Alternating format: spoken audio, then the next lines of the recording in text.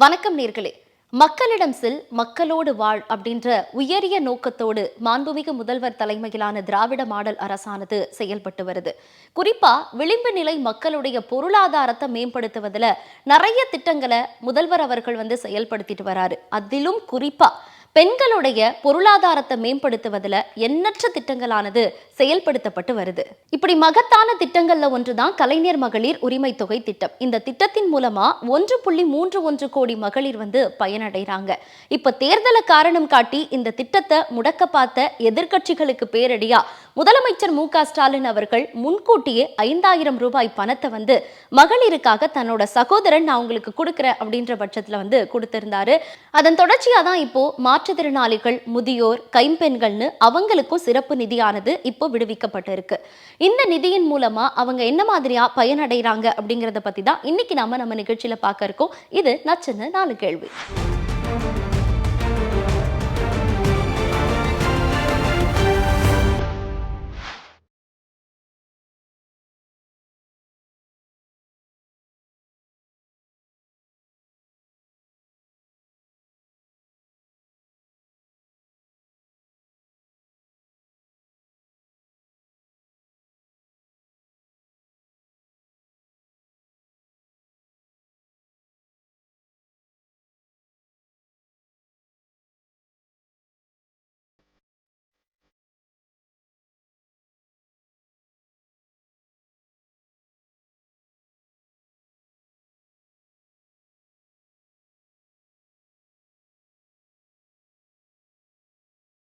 முதலமைச்சர் மு.க.ஸ்டாலின் தலைமையிலான திராவிட மாடல் ஆட்சியில் பெண்களுடைய முன்னேற்றம் என்பது சமூக நீதி, சுயமரியாதை, பொருளாதார சுதந்திரம் இவற்றை அடிப்படையாக கொண்டுள்ளது. இப்படி பெண்களை போற்றக்கூடிய அரசாக திகழ்வதற்கு மிக முக்கியமான காரணம் பெண்களை வெறும் உதவி பெறுபவர்களாக பார்க்காமல் அவர்கள் இச்சமூகத்தின் சமமானவர்கள் என்ற எண்ணத்தின் வெளிப்பாடுதான். அடுப்பூதும் பெண்ணுக்கு படிப்பதற்கு என்பதெல்லாம் தற்போது பெண்களின் வளர்ச்சி குறித்து எழுதும் போது சும்மா ஒரு டயலாக் வேண்டுமே என்பதற்காக சொல்லப்படும் வார்த்தைகளாக மாறிவிட்டன. இன்றைய காலம் பெண்களின் கையில் பணம் புழங்கினால் அது அந்த ஒட்டுமொத்த குடும்பத்தின் தரத்தையும் உயர்த்தும் என்பதை உணர்த்தும் காலமாக மாறிவிட்டது. இப்படி இறுதி மூச்சு வரை பெண்களின் முன்னேற்றத்திற்கு அடித்தளம் அமைத்த திராவிட இயக்கத்தின் பெரும் தூண்களான பெரியார், பேரறிஞர் அண்ணா, முத்தமிழறிஞர் தலைவர் கலைஞர் ஆகியோரிடமிருந்து கற்ற பாடங்களின் வெளிப்பாடாக முதலமைச்சர் மு.க.ஸ்டாலின் அவர்கள் ஆட்சி நடத்தி செயல்பட்டு கொண்டிருக்கிறார்.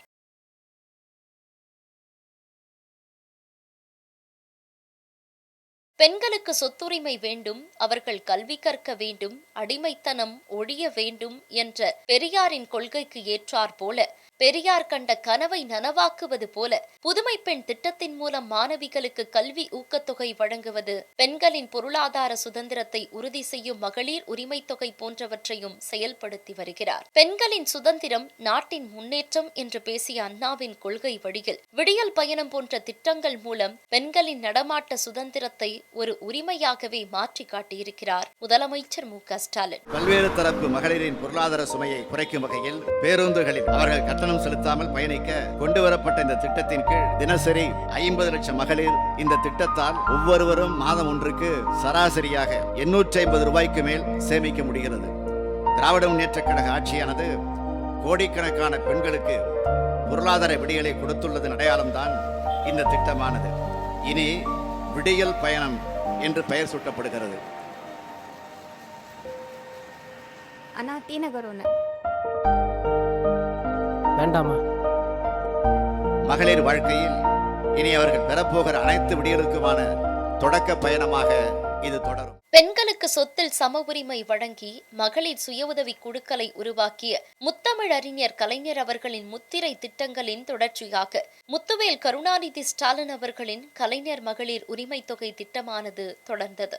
2021ஆம் ஆண்டு நடைபெற்ற சட்டப்பேரவை தேர்தலின் போது திமுக வெற்றி பெற்றால் குடும்ப தலைவிகளுக்கு மாதா மாதம் 1000 ரூபாய் உதவித்தொகை வழங்கப்படும் என்று தேர்தல் அறிக்கையில் குறிப்பிடப்பட்டு 2023-24ஆம் ஆண்டுக்கான நிதிநிலை அறிக்கை மார்ச் 20ஆம் தேதி சட்டப்பேரவையில் தாக்கல் செய்த போது அப்போதைய நிதியமைச்சர் பழனிவேல் தியாகராஜன் அவர்கள் அண்ணா பிறந்த நாளான செப்டம்பர் 15ஆம் தேதி அன்று மகளிர் உரிமை தொகை வழங்கும் திட்டத்தை முதலமைச்சர் மு.க.ஸ்டாலின் அவர்கள் தொடங்கி வைப்பார் என்று குறிப்பிட்டார். அதைத் தொடர்ந்து இந்த திட்டமானது துவக்கப்பட்டது. அதைத் தொடர்ந்து இத்திட்டத்தை துவக்கி வைத்த முதலமைச்சர் மு.க.ஸ்டாலின் அவர்கள் கலைஞர் மகளிர் உரிமை திட்டம் இது வெறும் நிதி உதவி என்று பார்க்காமல் பெண்களின் உழைப்புக்கு கொடுக்கப்படும் உரிமை அங்கீகாரம் என்று தொடர்ந்து வலியுறுத்தி வருகிறார். இது வெறும் 1000 ரூபாய் அல்ல, ஒரு வருடத்திற்கு பார்த்தால் இது 12,000 ரூபாய். இந்த தொகையின் மூலம் பணத்திற்காக மற்றவர்களை எதிர்பார்க்கும் பெண்களின் நிலையானது முற்றிலும் மாறியிருக்கிறது.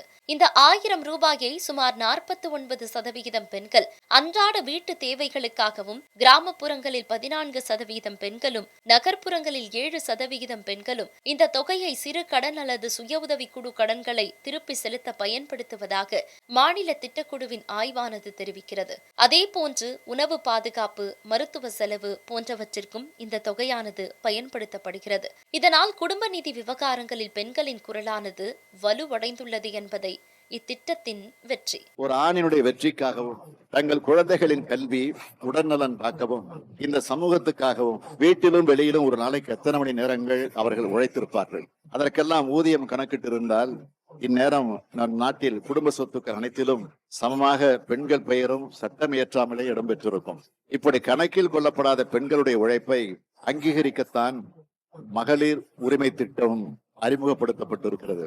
குடும்பத்தோட நிதி தொடர்பான முடிவுகள்ல பெண்களுக்கு முக்கிய பங்கு கிடைத்திருக்கிறதால இது பெண்களுடைய சுயமரியாதை மற்றும் தன்னம்பிக்கையை உயர்த்தது. இப்படியான தொகையை தான் தேர்தல் காரணம் காட்டி தடுத்து நிறுத்துவார்கள் என்பதால மகளிர் உரிமை தொகை பயனாளிகள் எல்லாருக்குமே 5000 வரவு வைக்கப்பட்டது.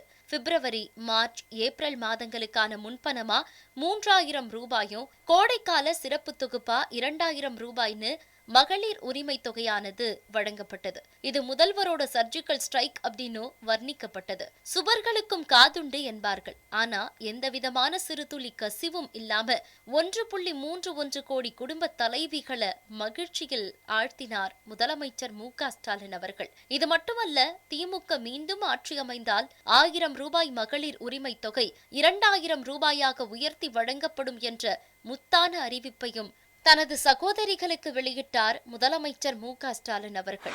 நம்ம அரசு சார்பில் 5000 ரூபாய் உங்கள் அக்கௌண்ட்டுக்கு வந்திருக்கோம். எதுக்காக இந்த பணம்? நாங்கள் ஆட்சி பொறுப்பேற்றப்போ கொரோனா உச்சத்தில் இருந்துச்சு.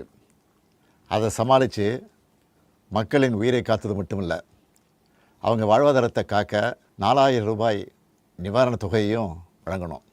சென்ற ஆட்சி விட்டுட்டு போன கடுமையான நிதி நெருக்கடியை சமாளித்து ஆட்சிக்கு வந்ததுமே பல திட்டங்களை நிறைவேற்றணும். நம்ம ஆட்சிக்கு வர்றதுக்கு முன்னே மாதம் 1000 ரூபாய் உரிமை தொகை வழங்கப்படும்னு அறிவித்தேன். அப்போது இது சாத்தியமே இல்லைன்னு சிலர் சொன்னாங்க. ஆனாலும் நிதி நெருக்கடியை சமாளித்து ஒன்றிய அரசினுடைய ஓரவஞ்சனையை மீறி கடந்த 2023ஆம் ஆண்டு செப்டம்பர் மாதம் முதல் கலைஞர் மகளிர் உரிமை திட்டத்தை வெற்றிகரமாக செயல்படுத்திட்டு வரோம். முதல்ல 1,13,00,000 மகளிருக்கு பயனளித்த இந்த திட்டம் அண்மையில் அது விரிவுபடுத்தப்பட்டு இப்போ 1,31,00,000 குடும்ப தலைவிகள் பயன்பெற்று வராங்க. இது வெறும் நிதி உதவி இல்லை, சமூகத்தில் பெண்கள் ஆற்றும் பங்களிப்பை அங்கீகரிப்பதற்காக கொடுக்கப்படுகிற உரிமை தொகை.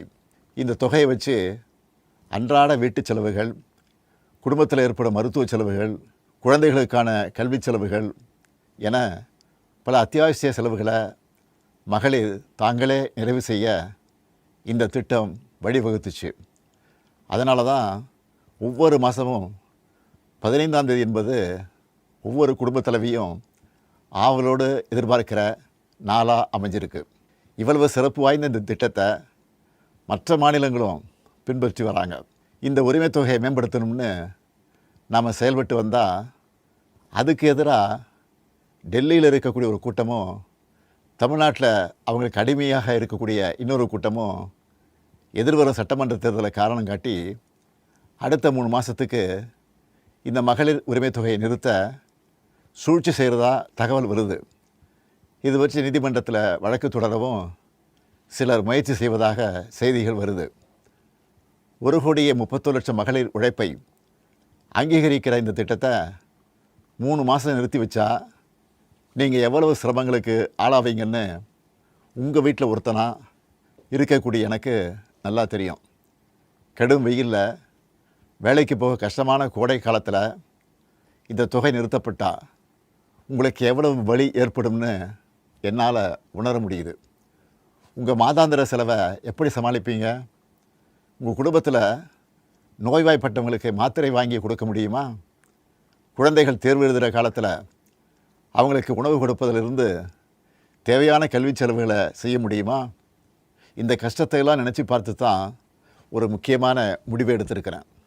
அதன்படி இந்த பிப்ரவரி மாதம் மட்டும் இல்லாமல் அடுத்த 2 மாதம், அதாவது மார்ச் ஏப்ரலுக்கான உரிமைத்தொகை தவணைகளை சேர்த்து 3000 ரூபாயும் கூடுதலாக கோடைக்கால செலவுகளை கருத்தில் கொண்டு மேலும் 2000 ரூபாய் சிறப்பு தொகையும் சேர்த்து இந்த பிப்ரவரி மாதம் 5000 ரூபாயை சிறப்பு மகளிர் உரிமை தொகையாக 1,31,00,000 பெண்களுக்கு வழங்க உத்தரவிட்டிருக்கிறேன். இந்த தருணத்தில் இன்னொரு அன்பான வேண்டுகோள்.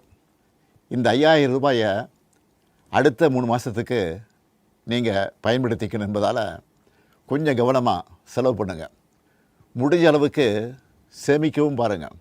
அன்பு சகோதரிகளே, உங்கள் ஆதரவோடு அடுத்து அமையப்போகிறதும் திராவிட மாடல் ஆட்சி தான். அதனால் நீங்கள் மனம் குளிரும் சிறப்பான ஒரு அறிவிப்பையும் இந்த நேரத்தில் சொல்ல விரும்புகிறேன். அடுத்த திராவிட மாடல் 2.0 ஆட்சி காலத்தில் உங்களுடைய உரிமை தொகை 2000 ரூபாயாக உயர்த்தி வழங்கப்படும்.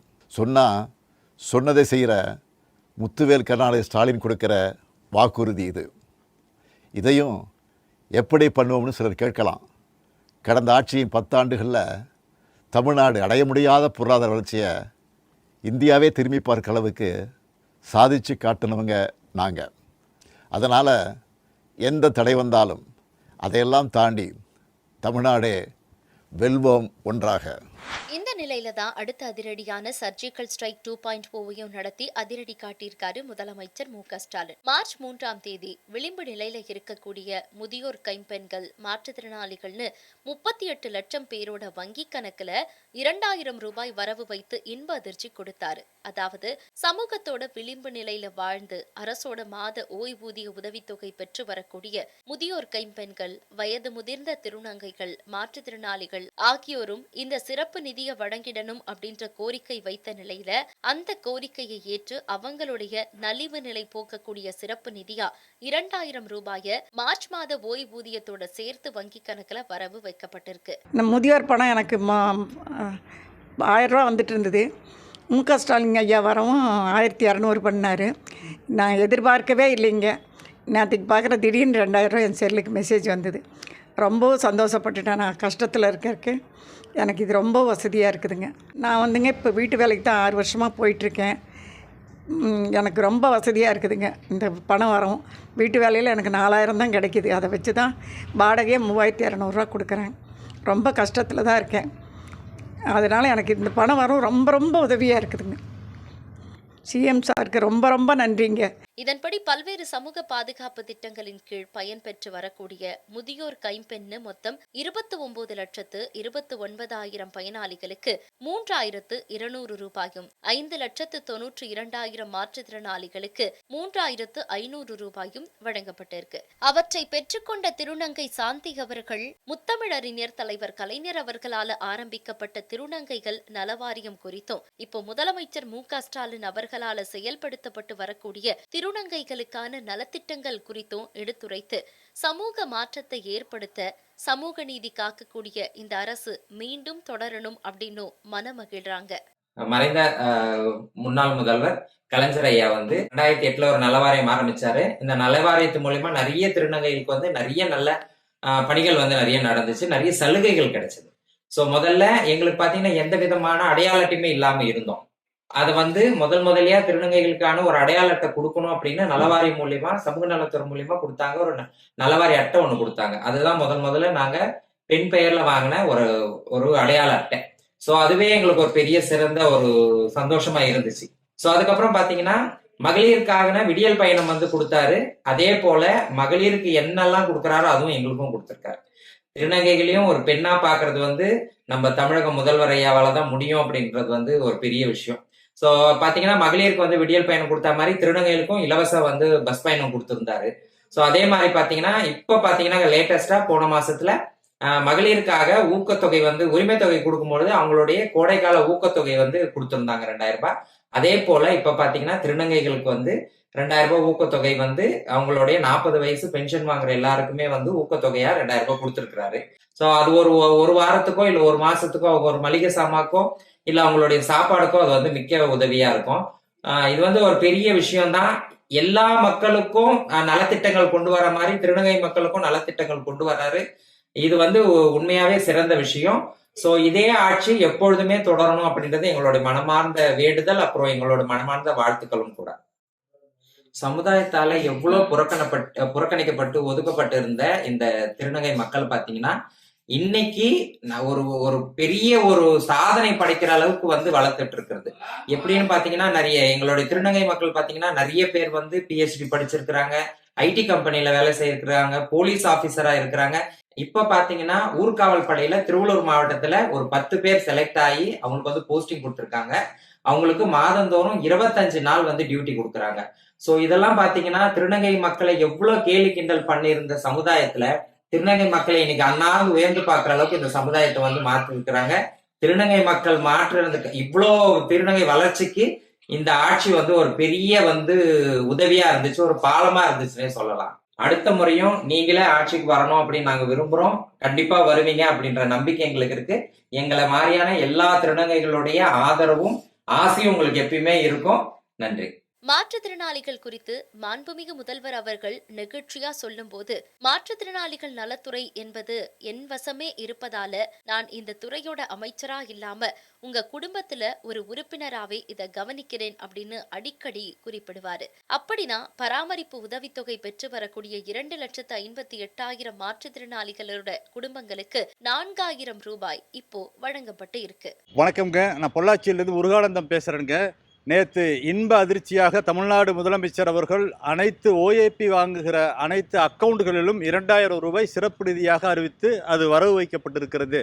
தமிழ்நாட்டில் விதவைகள், முதியோர்கள், மாற்றுத்திறனாளிகள் என OAP வாங்குகிற அனைவருக்கும் ஏற்கனவே அவங்க வாங்கிட்டு இருக்கிற OAP உதவித்தொகையோடு சேர்த்து 2,000 ரூபாய் சிறப்பு நிதியாக வழங்கப்பட்டிருக்கிறது. இதில் மாற்றுத்திறனாளிகளுக்கு குறிப்பாக பார்க்கணுன்னா 1,500, 2,000 அப்படி 2 பிரிவாக நம்ம பிரித்து கொடுத்துட்ருக்குறோம். இந்த அடிப்படையில் பார்க்குறப்ப 2,000 ஒரு 1,500 3,500ஆகவும் 2,000 கூட 2,000ஆக 4,000ஆகவும் சிறப்பு நிதி தமிழ்நாடு முழுக்க இருக்கிற மாற்றுத்திறனாளி சமூகத்திற்கு கிடைத்திருக்கிறது. இது இந்த கோடை காலத்தில் மிகப்பெரிய வரப்பிரசாதமான இன்ப அதிர்ச்சியாக நாங்கள் பார்க்கிறோம். மாண்புமிகு தமிழ்நாடு முதலமைச்சருக்கு நெஞ்சம் நிறைந்த நன்றிகளை தெரிவித்துக் கொள்கிறோம். இதை தொடர்ந்து கோவை மாவட்டம் பொள்ளாச்சி பகுதியில் கிட்டத்தட்ட 950 குடும்ப மாற்றுத்திறனாளிகளுக்கு இந்த தொகை வரவு வைக்கப்பட்டிருக்கிறது. இந்த 950 குடும்பங்களின் சார்பாகவும் எங்கள் நெஞ்சம் நிறைந்த நன்றியை முதலமைச்சருக்கு தெரிவித்துக் கொள்கிறோம். திமுக ஆட்சி பார்த்தீங்கன்னா டாக்டர் கலைஞர் அவர்கள் மிக சிறப்பா செயல்படுத்தினாரு. நான் ஒரு மாற்றுத்திறனாளி. என்னோட பேர் பிரபு. நான் திருவள்ளூர்ல ஒரு ப்ரௌசிங் சென்டர் வச்சிருக்கேன். என்னோட வாழ்க்கையில பாத்தீங்கன்னா நான் ஒரு இடத்துக்கு போனோம்னா கூட ஒருத்தரோட உதவி தேவைப்பட வேண்டிய அவசியம் இருந்தது. அந்த நேரத்துல தான் ஐயா டாக்டர் கலைஞர் அவர்கள் மின்சாரத்தால் இயங்கக்கூடிய பைக் ஒன்று கொடுத்தாரு. இதனால வந்து நான் ஒரு இடத்துல இருந்து இன்னொரு இடத்துக்கு போறதுக்கு இன்னொருத்தரோட உதவி இல்லாம சென்று வர பேருதவியா இருந்துச்சு. அதே போல எங்களை வந்து எவ்வளவு இழிவுபடுத்தும் சொற்களால கேவலப்படுத்தினாங்க. என்னை பார்த்தீங்கன்னா நொண்டி, ஒரு இடத்துக்கு போக முடியாதவன் அப்படின்னு சொல்லி எங்களை கேவலப்படுத்தின இந்த சமூகத்தின் பேர்ல அவர் என்ன பண்ணாருன்னா, எங்களை ஊனமுற்றோர்னு சொல்லக்கூடாது அப்படின்னு சொல்லி மாற்றுத்திறனாளி அப்படின்னு ஒரு பெயரை சுட்டி எங்களை கௌரவப்படுத்தினாரு. இது போன்ற ஏராளமான திட்டங்களை டாக்டர் கலைஞர் அவர்கள் மாற்றுத்திறனாளிகளுக்காகவும் ஏழை எளிய மக்களுக்காகவும் மகளிருக்காகவும் உன்னதமான திட்டங்களை கொண்டு வந்து செயல்படுத்தி வந்தாரு. அந்த வழியில் வந்த தளபதி அவர்கள் திராவிட மாடல் ஆட்சி அமைந்த பிறகு மாற்றுத்திறனாளிகளுக்கு பார்த்தீங்கன்னா பெட்ரோல் பைக் அறிமுகப்படுத்தினாரு. அதே போல நாங்க ஒரு பஸ்ல பேருந்துல போனாவோ இல்ல ரயில்ல போனாவோ எந்த ஒரு கஷ்டமும் படக்கூடாதுன்றதுக்காக எங்களுக்கு ஏற்றாற் போல ஒரு சாய்வு தளம் உருவாக்கி எங்கள் வாழ்வில் ஒளிவிளக்கு ஏற்றினாரு. முதியோர், விதவை பெண்கள், மாற்றுத்திறனாளிகளுக்கு 2000 ரூபாய் அதிகமாக வைப்பு தொகையாக வழங்கியிருக்காரு. இது எங்கள் வாழ்வாதாரத்தையும் பெருக்கிக் கொள்ள ஒரு வாய்ப்பா அமைஞ்சது. இது போன்ற உன்னத திட்டங்களை உருவாக்கும் மு.க. ஸ்டாலின் அவர்கள் மேலும் ஆட்சியில் அமர்ந்து எங்களை போன்ற மாற்றுத்திறனாளிகள் அனைத்து தரப்பு மக்களுக்கும் வாழ்வில் ஒளிவிளக்கேற்றும் என்று நாங்கள் கேட்டுக்கொள்கிறோம். 4000 ரூபாய் இந்த சர்ஜிக்கல் ஸ்ட்ரைக் மூலமா இப்போ வழங்கப்பட்டிருக்கு. அதே போல மீனவர் குடும்பங்களுக்கு ஏப்ரல் முதல் ஜூன் வரையிலான காலத்திற்கான மீன்பிடி தடைக்கால உதவித்தொகையா குடும்பம் ஒன்றுக்கு 8000 வீதம் 1,62,900 குடும்பங்களுக்கு வழங்கப்பட்டு இருக்கு. அதே போல நீலகிரி மாவட்டத்தை சேர்ந்த 14,870 தேயிலை விவசாயிகள் பயன்பெறக்கூடிய வகையில 15 கூட்டுறவு தேயிலை தொழிற்சாலைகள் மூலமா கொள்முதல் செய்யப்பட்ட பசுந் தேயிலைக்கு கிலோ 2 ரூபாய் ஆதார விலைன்னு 8.53 கோடி ரூபாய் நிதி வழங்கப்பட்டிருக்கு. போன மாதமெல்லாம் நான் பொழுதுடிச்சிட்டு இருந்தேன், அல்ல வீட்டில் இருந்தேன். இப்போ போன மாதமெல்லாம் 1000 ரூபா எங்களுக்கு ஓய்த்தி தந்தாங்க. இந்த மாதம் 2000 ரூபா போட்டிருக்கிறாரு. அதனால முதலமைச்சருக்கு நன்றி. திராவிட மாடல் அரசால வழங்கப்பட்ட இத்தகைய நிதியானது சலுகைகள் அல்ல, அது உழைக்கும் பெண்களுக்கான அங்கீகாரமாகவும் நலிந்த பிரிவினருக்கான அரணாகவும் திகழ்கிறது என்பதே நிதர்சனமான உண்மை. இதேபோல் மீண்டும் ஒரு நிகழ்ச்சியில் உங்களை சந்திக்கும் வரை உங்களிடமிருந்து விடைபெறுவது நான் உமேரா.